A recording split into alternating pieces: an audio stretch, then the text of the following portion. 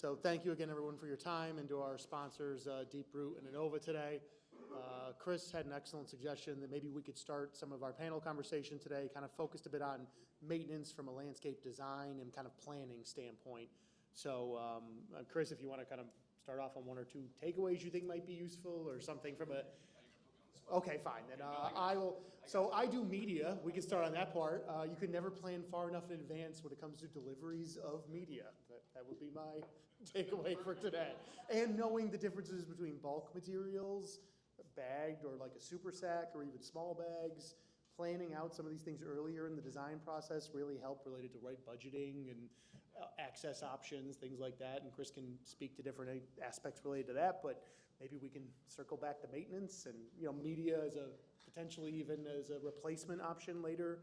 Good producers like Stancils or ourselves bag these things. So if there was maintenance needs later, you know, how do you access that, where you could get material to repair areas or enhance different areas? You know, maintenance is not just a one-time thing sometimes, right? Like they only look at install, maybe that's the first step. You know, I think early on in the green roof industry in North America, there was this idea that green roofs... Okay, sorry. Got it. Thank you. Sorry about that. Can you hear me now? We're very sorry. Sorry. I know. Who keeps saying that, by the way? And it's just me, I noticed. You're the only one that heard it. So, you know, early on, there was green roofs were being pushed with this idea, especially extensive sedum green roofs, that there was no maintenance. You didn't need maintenance. You put it on the roof, it's fine, it's good to go. That's a terribly false idea. It's not as much being pushed in that direction, but really I think from a designer's standpoint, thinking about maintenance and what the maintenance requirements are going to be over time is really important for your vision, what you want to see that roof do, and also for your client, what they're going to be able, what they're going to incur down the road for potentially a very long time. There's a lot of things that you can do. I mean, these roofs can, you know, if you're interested in seeing a roof secede and let it naturalize and things like that, and really have super low maintenance, that can be designed for, but the key word there is designing for it. It's not something that just sort of happens on its own necessarily. So anybody want to pass the mic? Any other comments on that? Yeah, I would just add that when it comes to maintenance, you know, depending on budget, you can really cater your maintenance towards a budget, and it requires a little bit of education of a client, because if they don't have as large of a budget, then the expectation of the roof just being, you know, perfectly manicured probably won't happen. You know, things will get wild. You're not going to deadhead every flower. You know, things won't always look perfect, which is okay. So it's just having that conversation early on and setting that expectation that, you know, things are still going to be growing and be green, but it might not look perfect all the time, if that's a concern. So at the Parks Department, as I already mentioned, we have about 35 green roofs. 35 sites where we have green roofs. The big one is at Citywide Services that has that 46 types of systems, so it has plenty of attention. So what we do is twice a year go out and do inspections of the other 34 sites. So one, looking at the roof drains. It is the Parks Department, so seeds do fly around. So you may see like an oak plant started growing. You don't want oak trees growing out of your roof. So we try to get the staff come up there and try to pull those out. Also, in the first few years, when you plant when you set out like a sedum system or any system, you're going to have weeds before that system really establishes itself. So you want to go out there with a crew and, you know, get the weeds out. And when your sedum system, like let's say most of the 35 systems are sedum, because again we can get out there twice a year max. Once that system is established, you know, the weeds will take care of itself. But yeah, we try to go out there twice a year. Okay. I'll talk about the maintenance on the Kingsland wildflowers projects. weeds definitely come in. For me, it's like in the beginning and the end. I mean, I don't know. They're there. It's a lot of work, and the more square footage you have, it's a real serious consideration. As I was talking about the seeds that we used and the strategy, it's also to get those seeds, those plants in the seed bank of the soil. So as opposed to letting the soil substrate fill with the weeds that would normally colonize it, that are in the air or that birds bring, you're putting your own seeds in it, filling it up with those annual tick seeds, which will then have an opportunity to grow and flower once it's exposed. When you're digging out that weed, maybe that seed will find some sun and start growing. So I think creating that seed bank of what you want can help. I mean, you're always going to have weeds no matter what. It's just going to come. But you're starting out with a sterile system, like a sterile, soil medium. It's not like in a Brooklyn backyard where there's just already tons of weeds in there. So it's really, I mean, in that way, it's a lot easier than when you're on the ground level and you're trying to establish some little small meadow in a backyard. It's a struggle. Yeah, I mean, if you're not familiar with sedum, just the one takeaway from something I've learned over the years is that they do not like to be walked on or trampled, especially regularly. So you've got to really limit access and then have good, clear paths for people to walk on if needed. I've seen plenty of roofs in New York where there are sedum installations that if they weren't cordoned off properly, that it's easy to kill off that plant by trampling it regularly. So these are, again, maintenance related design considerations. Marnie had mentioned earlier irrigation, something we don't probably talk enough about, that it's important for these roofs, and how do you consider that from the design day one? I think you mentioned your drip. Do you have a preference between the drip and then the sprinkler later? Yeah, I mean, that was your two projects?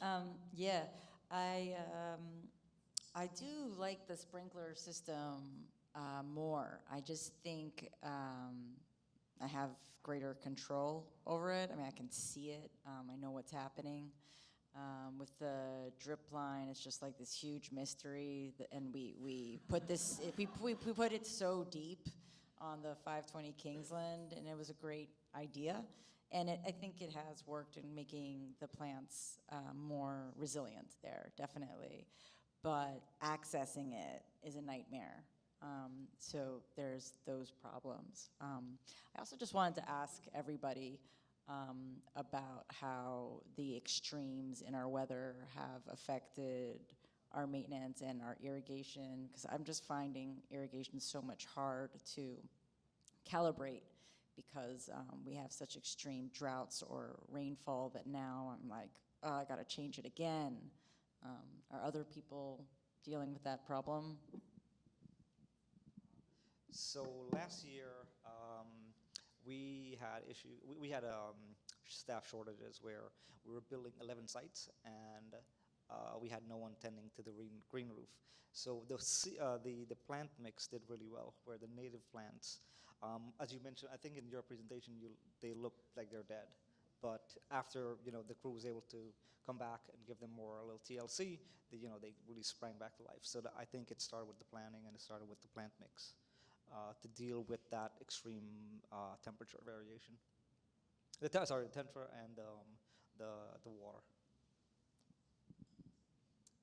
Just speak to your question about irrigation for the ornamental green roofs that we've installed. Typically, we're going to those roofs at least once a month. If they're sedum, then those roofs may not even be irrigated, and those we'll visit quarterly. But for any other type of ornamental green roof, we'll go once a month, and tinkering with irrigation is always a part of that routine visit. We're turning the systems on in April or late March, depending on the weather, and then every visit thereafter, it's like, okay, how wet is the soil here? This one day a month. What does the forecast look like for the next week? Our temperature is going to be going up consistently. Should I be adding, another 10 minutes to this cycle? Should I be adding another cycle altogether? because this, June, July, August, it's really, it's like a drought. We experience a drought now every summer. So irrigation is really critical for keeping plants alive. And when we're training our gardeners every year, our garden staff, checking soil moisture and testing the system is a big part of that training. I would echo that. I was actually an irrigation tech quite a while before I ever heard of what a green roof was. And it's no surprise that it's known as irritation. So it can have its quirks and things like that. Adjustments are necessary, building systems that you can test, that you can find out what's going on.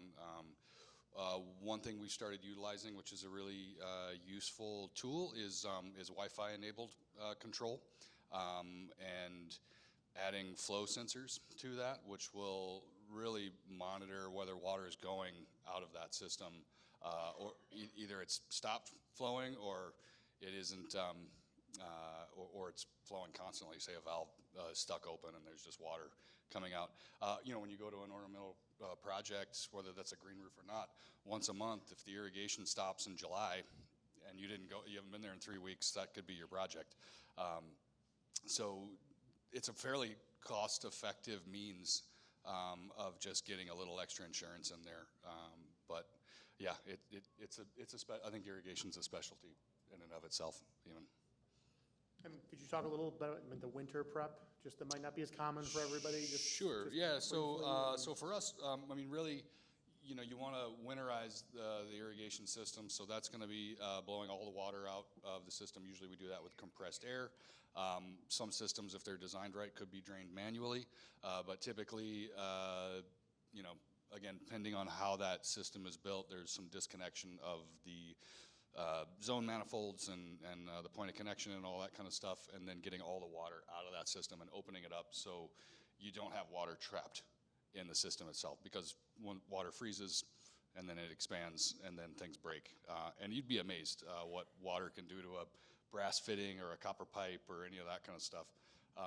So typically we're, and again, that kind of tracks the sort of what the weather is doing, which has been changing. And I think that's one of the challenges now, is that we're seeing droughts.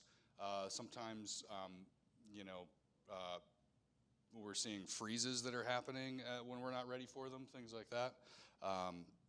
And then again, when you might not be in the frost-free, frost-free right now is, I think in New York is mid-April. Even that's changed, whereas that was May 15, I believe, even a few years back.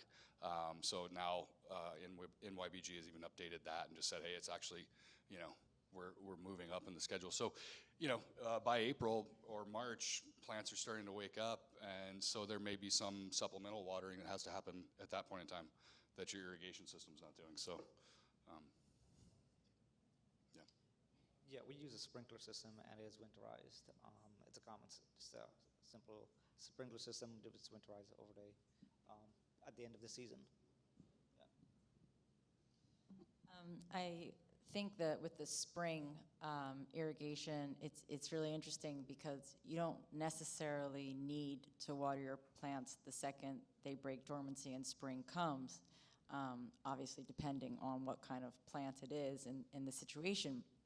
But then there's that one day in the spring that all of a sudden it's 80 degrees, and that's part of spring, is that just happens. And then you're running over to your clients or the green roofs, and you're like, did you even get your irrigation turned on yet? Oh my God. And then it goes back, and it just goes back and forth until it's 100 degrees every day, especially on the roof. But being able to adapt that irrigation system quickly, or better yet, having plants that can adapt, and plants that can be resilient through those extreme changes, are really the direction I think we need to go in.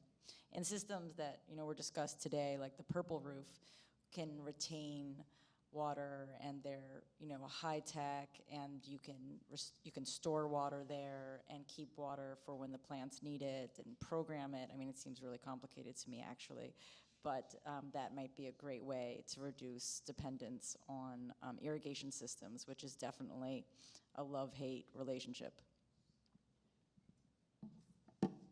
You can also install moisture sensors, so when it is raining, your irrigation system turns off, and those can be app controlled. You just need Wi-Fi or Bluetooth, and that'll connect to your timer and will turn the system off so you're not irrigating when it's raining.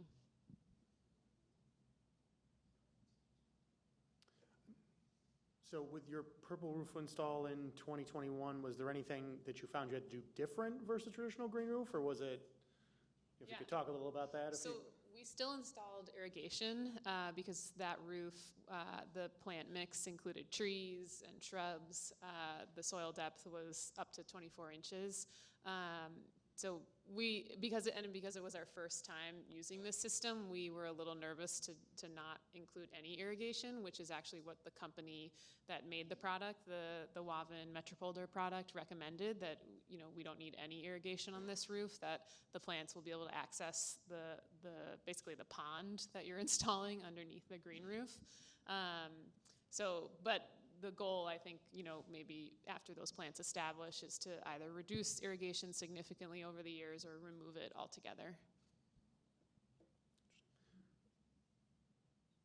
Any other questions from the audience or any other thoughts on maintenance-related topics that are specific here? I mean, from a design standpoint, from a landscape architect, I guess you kind of mentioned some of the access things, but if you're looking at these amenity spaces, how do you blend some of these choices together where we're managing stormwater and at the same time, providing that, beautification or different access? I mean, we've all seen the designs now where they're like your paver example at 1 Hudson. I mean, can you briefly explain? I assume the pavers are tied into the planter structure where the water is going underneath, or? Yeah, they are. Yeah, I mean, I think if it's for those maybe a little less familiar, I mean, these are some very specific details, but kind of useful takeaways. I think I think the goals of the project are really important, depending on what the performance goals are. So if there's a certain amount of stormwater that needs to be retained on that roof, then that would kind of dictate potentially what the planting area was. So, I also think it's a design choice at that point, especially with the amenity spaces. How do you want people to interact with the roof itself, or the space in general? Do you have any feelings towards like monolithic design versus planters in that sense? I mean, is one gonna capture more water for you? Is one give you different? Yeah, I guess from a square footage standpoint, if you had the same amount of planters as square footage wise and depth of media as you had a monolithic green roof, then you would in theory you would catch the same amount. It is interesting to note that, for example, say a modular tray system, the stormwater performance for those is noted to be not quite as good as a built-in place system would be. You have these individual systems, and there's different ones. Some are more elegant than others, and manage that water differently. But in general, kind of a mass continuous planting as a green roof is going to perform better from a stormwater standpoint, as well as typically a planting standpoint. Those plants might move around on the roof a little bit better if they're not contained. You have different microclimates on a roof where you might have some shading or wind conditions, things like that. So I think there's some considerations like that to be made. There's definitely a lot of natural plant selection when it comes to sedum. I mean, Javits would be a good example of what thrives long term. I mean, they start with 12 or 14 varieties, and I think a few less. There's maybe a few less, or they're in different spots now. And you see certain roofs. You see certain plants that like certain areas, under the conduit and ductwork and stuff like that, where there's a little more shady, or even where the new solar panels are. There's going to be different plant communities there than there are just kind of out in the middle of the wide open, sunny location. I mean, Marnie went through some of this with her designs, where if you use one plant species and things are seeding and pollinating themselves, if you're not able to maintain it rapidly, you're going to have infiltration of plants, especially with the sedum designs where maybe there's a spiral or something artistic. That is a high maintenance type design to maintain that kind of plant, specification where they're not going to be different plants intertwined. from a design standpoint, so they could be very attractive to the eye, but there's a maintenance consideration there that might be more than some building owners and developers are capable of maintaining. I don't want to get too much into the farm stuff, but I mean, yeah, I guess we can. So let's get into the farm stuff. Don't plant mint. So I mean, I know the concept with the farms, because you get a little bit into like the rotational concept. I don't think you really, there's a strong rotation kind of behind Ben and your concepts over the years. Yeah, so on the farms, we mostly plant annual crops. So we're planting multiple successions throughout the year.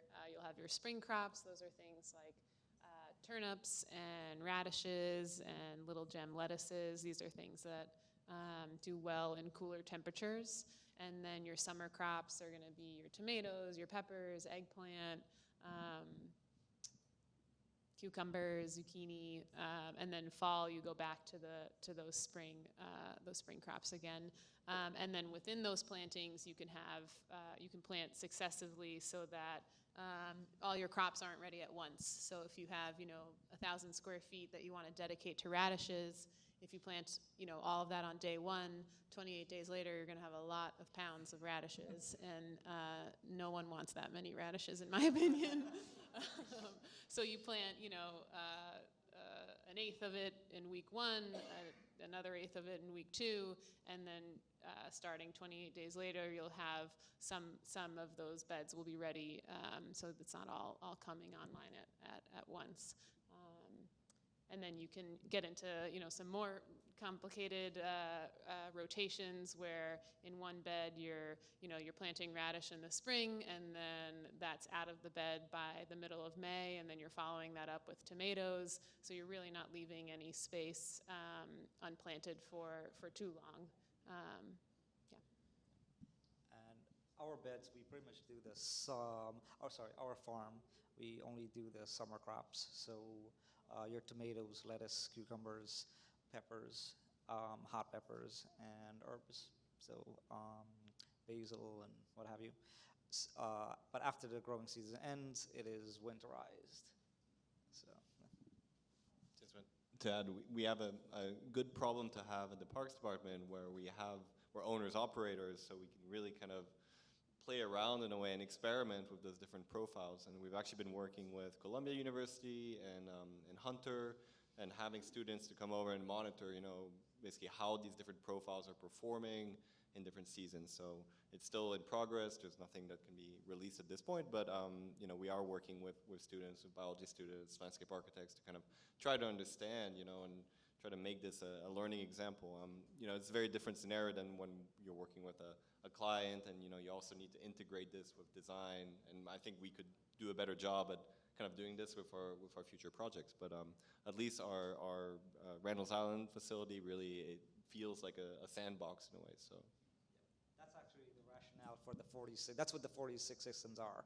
Different experimental types, different plots, experimenting with Gaia systems, Metro Mix, perlite systems, sedums. So that's how we get the 46 systems. And are you guys evaluating those systems in terms of performance, or is it just kind of more of a showcase? So they were under intense evaluation before, but right now we're not doing any evaluation.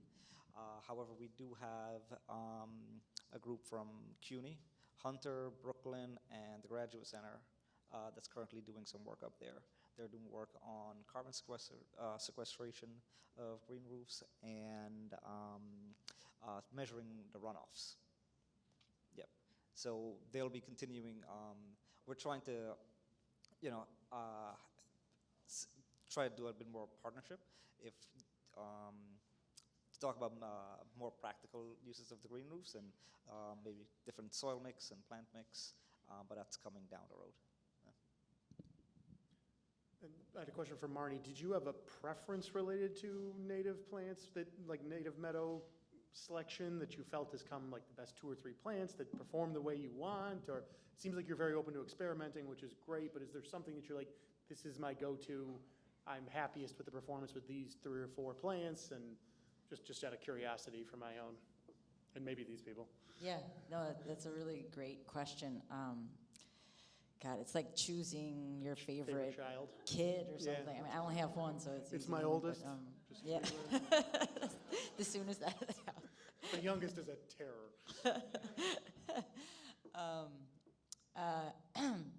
I think, as I said, grasses are really low maintenance and elegant. I mean, they don't create a lot of pollinator habitat, but they are still habitat for overwintering birds, migratory birds as well. Little bluestem is extremely successful. The prairie dropseed, Sporobolus heterolepsis, is very successful. I haven't experimented with that many different grasses.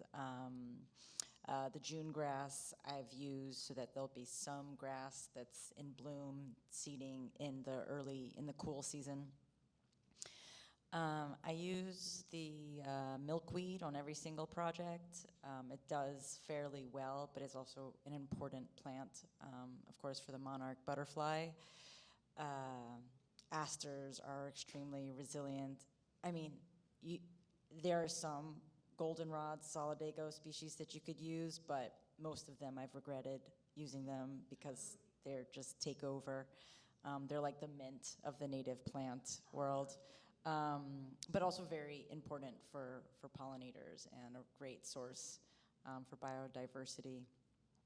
Yeah, I'm gonna think of this plant list and want to tell all of you tonight at like 1 a.m. That's fine. Well, you have I'll her be like, email. can I send this email to everyone? On my mean, plant? I've got so gra- many plants. Grasses, those are good ways to add heights and diversity to these Yeah. kind of green roof profiles. Sometimes they're kind of flat, at least in my experience, when you can add the grasses and give It's like the yeah. base of a lot of these designs that I showed today. I can rely on them. They're very low maintenance.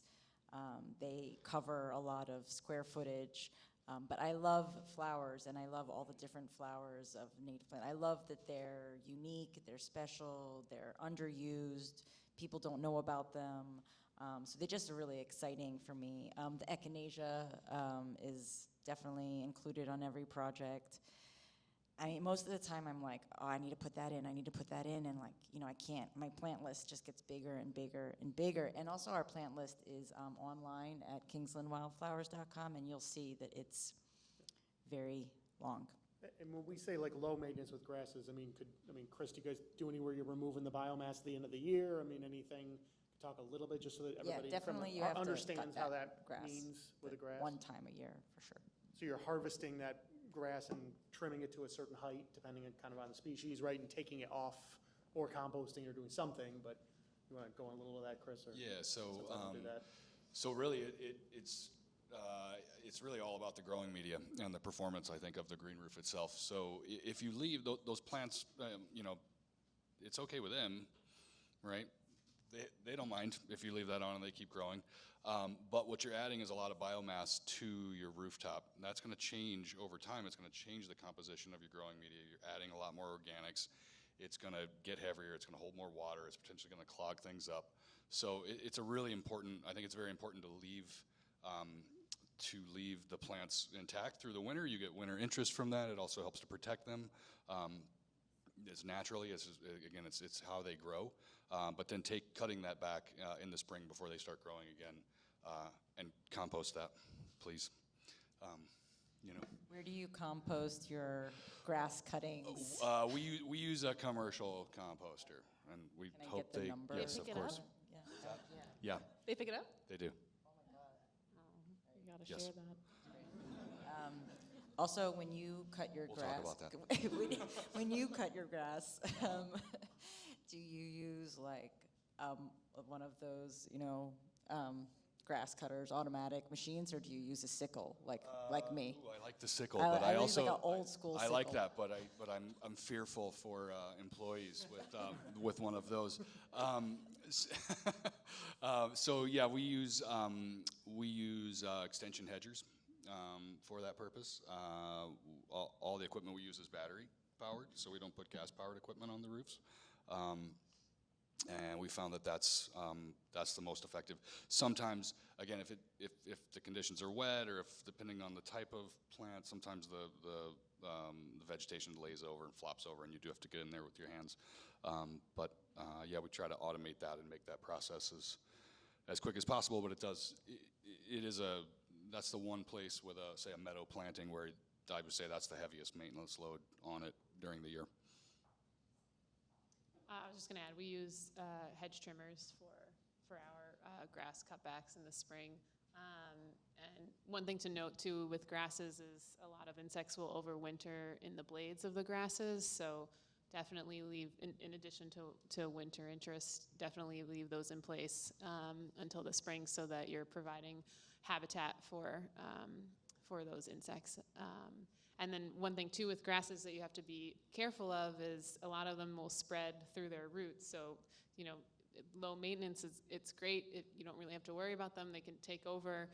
But if the client wants, you know, flowers and blooms and you want to have a continuous nectar flow from spring to fall, you want to be mindful of the grasses spreading on your roof. Our maintenance team hates the Panicum virgatum variety because it'll take over. So you got to be careful. So we deadhead our plants at the end of the season and have them. That's part of the like winterization when we do the farms. You know, we cover the beds, the plants, especially the natives. We have majority goldenrods, asters, not as many grasses. But they get deadheaded at the end of the season. And we do have our own composters on the island. We have quite a bit of them on the roof and then downstairs that we compost in. But you know, earlier you mentioned your plant mix, the flowers and the gold. You know, not like in the goldenrods or asters, but for us, they start. You know, it's about going back to the objective. What your objectives are. And they do very well. And earlier, Artie had mentioned cutting his AC back in half. So you have the gigantic system and cutting back in half. So the native systems really help to lower that temperature.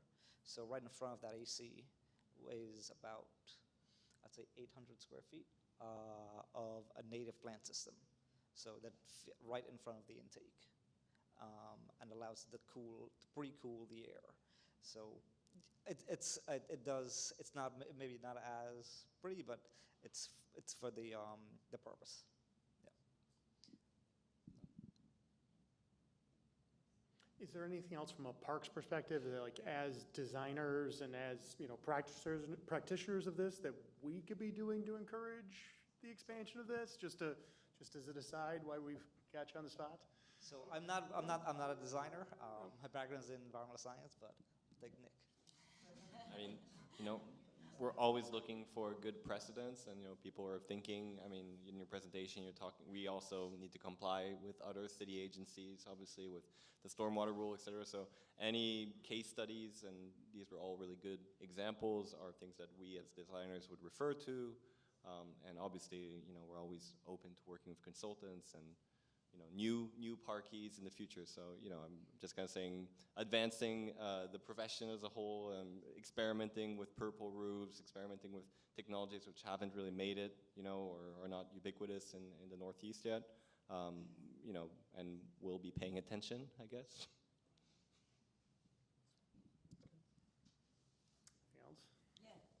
I want to say, more importantly than the plants, I think you guys, if you're plant people, you should look at that report that I talked about from the Chicago Botanic Garden, because I think it's exhaustive, and it really, I discovered that most everything that they said was true in what I planted too. Yeah, it looked like a fairly extensive list of plants and rankings, and maybe we can get that sent around later. I'll make a note. Were there any, did we spark any question from the audience? No? Now I have to do this. I was particularly interested in the sort of success story at Kingland, where you planted the annuals first, right, to get that sort of wow factor, and then came back later. I'm curious if there are similar examples in like a phased establishment or phased planting, particularly in the wildflower meadow kind of context and other roofs that folks have done. Just because to me, a lot of it is, it's very important for it to look good right away, right? Like I know that's kind of silly and cliche, but in our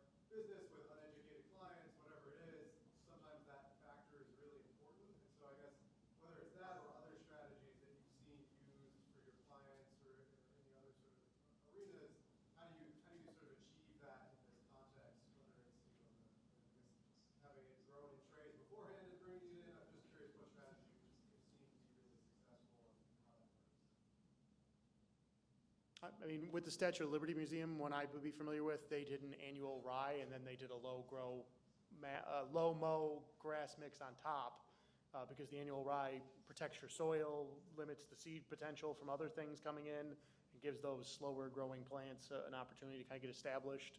That's a fairly common at-grade kind of solution that definitely lends itself to green roofs. It sounds like Marnie kind of took it to the next level, and maybe she can talk a little more. I mean, did you feel that was a good approach, or, you know? I feel like it worked for my purposes. I want to emphasize there are a lot of native annuals out there that you can use as well. And just thinking about how plants work out in nature with different dormancy times where they break dormancy. You have spring ephemerals, which just go completely dormant for the rest of the summer and then make way for maybe ferns to come up. So there's a lot of examples that you can look at to help you design your timed blooms or your different wow factors throughout the season. I mean, I don't know another solution than just those, instantaneous annual seed mixes that I showed. They work, they're very effective, but they're dead by the end of the season. So if you're counting on them coming back, they're not going to. But some of the native annuals do come back and reseed themselves. So each one of these annuals is a little different. But I think it can be a great strategy. Yeah, I was just going to say that if you have to go low cost and you want a wow factor right away, plugs are a great option for perennial flowers, native perennial flowers. Some of them won't flower in the first year, but some of them definitely do. They won't be as large or as prolific, but you'll still get color, you'll get greenery, and it's very cost effective as opposed to buying established, gallon or 2 gallon plants. One year we planted out gallon plants on a rooftop and then direct sowed annual seed mixed in. And I don't recommend doing that. It became a real pain figuring out what was where the established plants were and what was just temporary. But I think going the plug route is a great middleman. I think managing expectations on the planting is very important. If the budget's there, then often there's the impetus to plant large plant stock on these projects. I'm not a fan of that, even though you can get that immediate wow factor from it, and sometimes the client requires that. But I do think there's a benefit from planting plugs and smaller plants on these projects because sort of from a nursery person's standpoint, there's a bit of thrive factor in those little plants. You get them in these soils which are fairly nutrient low, and they still want to grow, whereas a large plant that's sitting in potting mix and things like that, first of all, you need to get some of that potting mix off those plants because, again, you've got a highly engineered, very specific growing media that's got performance characteristics. If we fill it up with a lot of potting mix from nursery plants, we're starting to change the characteristics of that soil. So, I think the biggest thing that we can do is really work to manage, it's not a marble countertop. It doesn't look like that right off the bat, So, working within those constraints, I think, is a good way to go. So we don't have as many ornamental plants or the design elements. The majority of our systems are focused on the soil composition. However, we do have ornamental plants on our parapet walls, the internal parapet walls that's emanating from our atrium. So we get the plants from the citywide nursery, which doesn't help you. And the Greenbelt Nature Center, the Greenbelt Native Plant Center, sorry. Yeah. Just really quickly, I'm going to try to channel Artie, but he did tell me this right before. So this might not be a sort of traditional landscape architecture perspective, but he was really saying, you know, it's about nailing down, like, well, what your client want. Like, what's the key program, I guess, you know, whether your green roof is here to, you know, capture stormwater or, offset urban heat island effect, or if it's just aesthetic. I guess my perspective as a landscape architect is maybe that could be a bit of everything at the same time. And I know that as designers, you're trying to, get all these co-benefits and ecosystem services at the same time. But at least his perspective would be that, and just kind of saying, depending on who your client is, and if you're talking about the wow factor, then maybe it is about having something which pops the first year, and then you have something secret, you know, to try to capture more stormwater or something. So. Yeah, Michelle, I think, made a good example of that with your Vice example, where they were very excited to have 16,000 square feet of vegetables, but then someone told them that that's 600 pounds of turnip every May 5th. So they were talked out of that rapidly. And like you said, maybe blending these designs where you're getting that immediate wow factor and then a longer term planning plan that's not necessarily as obvious, you know, to the end user. With plugs too, just one other comment, when you get small plants, like Chris said, they're growing and adapting to the conditions that you plant them in, and so they'll be more resilient. Whereas if you bring in a nursery plant, that plant's used to growing in the perfect conditions, ground level, in a greenhouse, or not, but not on a rooftop. And you do see plants that struggle when you go from nursery to roof. Whereas with plugs, they're young, they adapt early on, and then they're more resilient long term. So Heavily fertilized to get anything to grow in a gallon pot like that is a significant fertilizer commitment, and to maintain that. So the second you take it out of that cycle, you shock them. it's going to struggle. And don't plant it in December, or maybe. There are also lots of weeds that come. Yeah, I guess. with Because the there's a lot of larger, fertilizer, weed the pressure. larger the pot you get, the more That's an excellent space point. there Yeah. is for weeds. And a lot of the time also, it's just a plug in a gallon container that's barely rooted out anyway. I mean, I'm not putting down the nurseries, obviously. They do a great job. Every year, I'm grateful that I don't work at a nursery because it just seems like the hardest job ever. But I think the plugs are absolutely the way to go. How far apart on center do you plant your plugs? Depends on the Great wow question. factor. Farther apart they are, the more weeds should. Yeah, I think you're right. Oftentimes we'll go. So let's take some of the grasses that might say 18 inches on center is appropriate spacing, but obviously, just like you mentioned, Farah, you're going to have a lot of open space there. So some way to take care of that. You can use things like sedum as cover crops, and they do work interdependently sometimes with these, or you can also just plant that densely with plugs, and it'll cover up real fast, because those, so say 3 per square foot even, if you really want this to go pretty fast, and it will, and then eventually over time those plants will self-select themselves out, so they're kind of, just depends on what the planting plan is and what the strategy is, I think. We've done one per square foot for some perennials, and then mulched, which helped with weed pressure following the planting. Yeah, mulch on the ground, not on the roof. On the roof too, yeah. I never had good luck with mulch and green media. Do you know what kind what type you're using? Of mulch? Yeah, or what brand? We've had success with them. We've also liked Organic Mechanics mulch. It's a little thicker. It doesn't blow around as much. Yeah, it moves, that's all. It's not that it's bad, it just doesn't. It floats. No, and it just doesn't feel like it should go with the green media to me.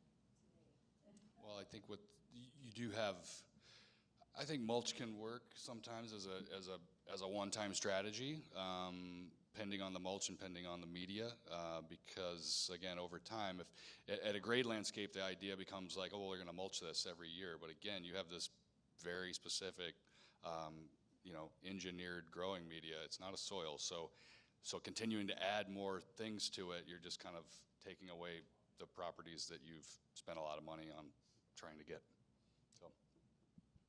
Was there a question in the back? And then we're close to, go ahead. Well, I just couldn't hear, are we talking about hardwood mulch or mineral mulch? Hardwoods. Hardwood, yeah. But I don't tend to recommend just as a standard on green roofs, I don't. But we have done it, and it does work, so. In the back?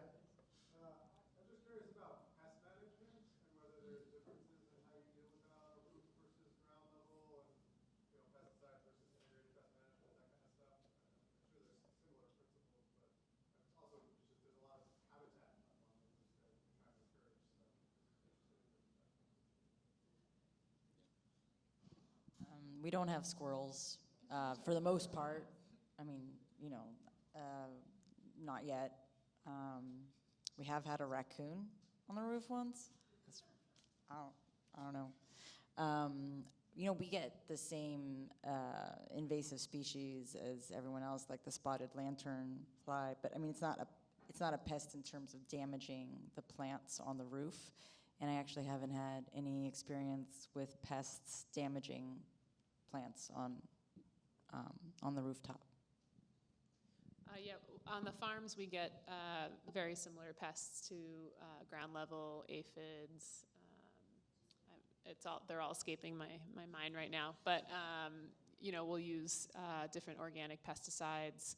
We'll use soap as a deterrent. Neem. And then also we'll integrate beneficial insects like ladybugs. We get spider mites, which are really bad for your solanums, for tomatoes and eggplant. And we'll introduce a predatory mite that eats the spider mite, which we've seen quite a bit of success with. But for the ornamentals, I really haven't experienced a lot of pests on the ornamentals, thankfully. I think that the ecosystem is just more abundant, and when the plants are doing well, they fight off pests on their own. It seems. We haven't had issues of pest management or pests on the roof. We did have the spotted lantern flies. We have a picnic area where we run grapevines, and apparently they love grapes.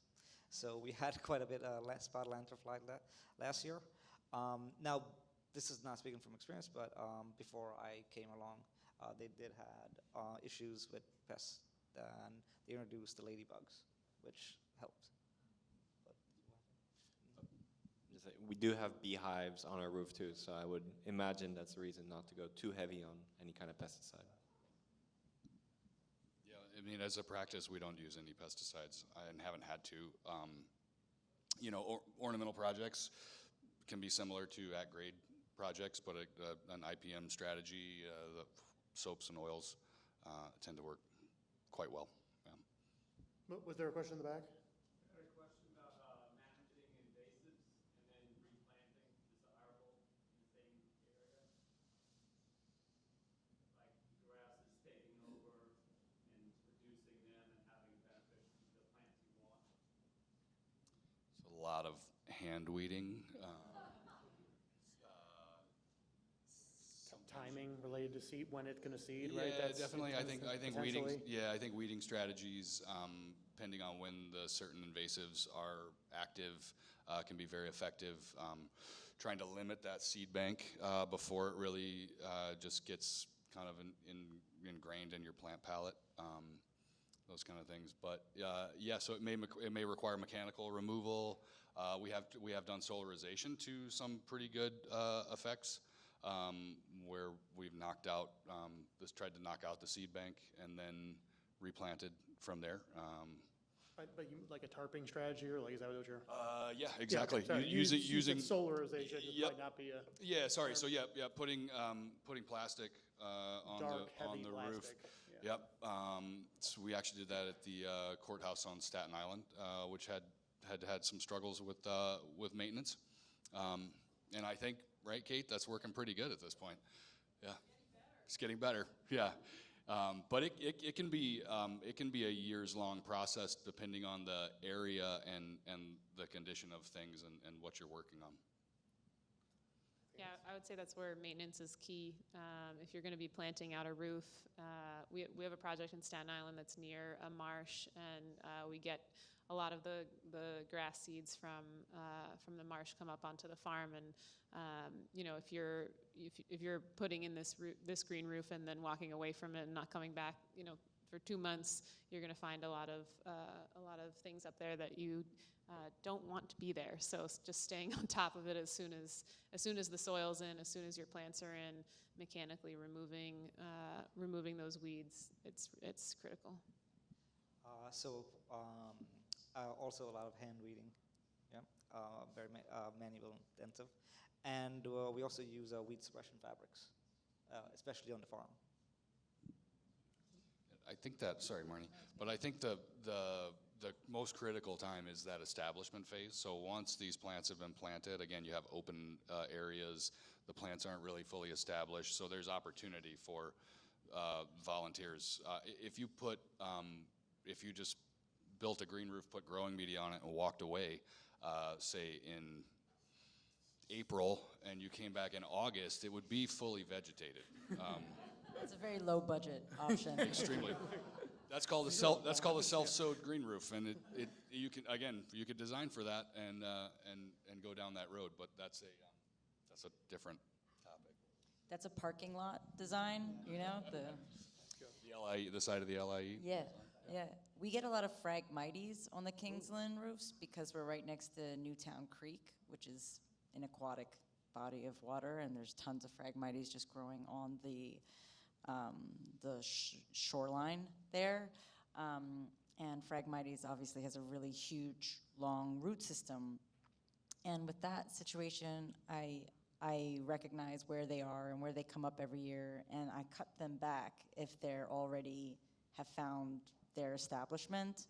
I'll just cut them instead of disturbing all of that soil to get rid of it. I mean, if it's a little Phragmites and I spot it, then I pull it out. But you know, Larry Weiner, who's the meadow expert, he said never pull a weed, cut it.